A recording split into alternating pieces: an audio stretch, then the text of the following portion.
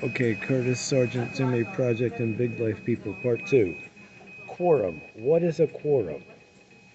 A quorum is a protection against misbehavior.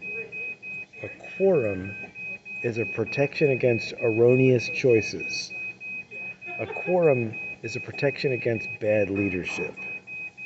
A quorum is a protection against invalid directives and operations. A quorum is a protection against activities that deviate from the stated goals and precepts of an organization or functional team or family. A quorum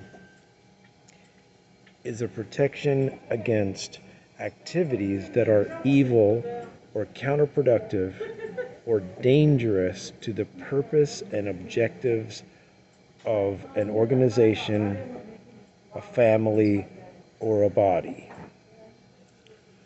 A quorum is a protection against improper or deviant actions by an inappropriately small number of persons, or a single person, or an unqualified opinion.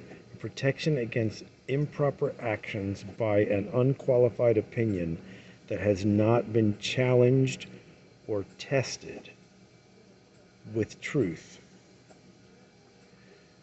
A quorum is a protection against bad ideas and actions that might hurt an organization or peoples. All right, now in my life, in 64 years of life, I have observed a startling number of women who have become convinced and determined to accept lies, errors, half-truths, and partly beneficial precepts and decisions. Oh, that's kind of nice. Let's do that. Let's get that. I observed a startling number of women who are accepting partly beneficial precepts that are not sound. They're half-truths. In my 64 years of life, I have observed women accepting precepts that hurt children.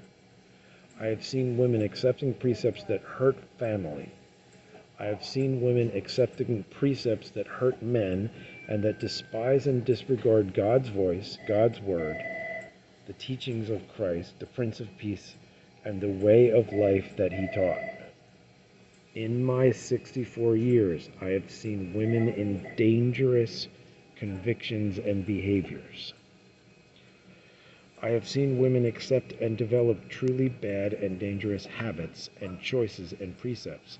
And because of their beauty, because of their kind and pleasant, caring nature, because of their nurturing way, they teach others these dangerous habits. Men do the same. Men teach dangerous habits too. But we must be sober about developing a quorum to prevent dangerous behavior and habits in the family. Number one, a quorum for peace talks. In war and politics, when women are present, it is much more probable that peace and cessation of war and conflict will come. When a woman is present in peace talks, the percentage or the probability of peace coming is very high. Number two, absolute prohibition of protective retaliation in disciples of Yeshua for the first 300 years. Absolute prohibition. You cannot attack back. Look at Yeshua and Pilate. Look at Stephen. And look at all of the apostles except for John. They did not retaliate. Did any of these engage in protective retaliation? No. Discover Eusebius's History of the Church and see that the stories of horribly tortured disciples, they are not retaliating. They are blessing their executioners. When men and women, number three, when men and women want to escape discomfort, When men and women want to stay comfortable, the rules of friend Jesus are abandoned. When men and women want things for their own comfort, the rules of friend Jesus are abandoned and rejected and disregarded. Christianity is very, very dangerous. Christianity is laced with evil because bad habits and antichrist teachings have become normal behavior for a long time. Brothers, this should not be. We need quorum. What is the Holy of Holies of the New Covenant?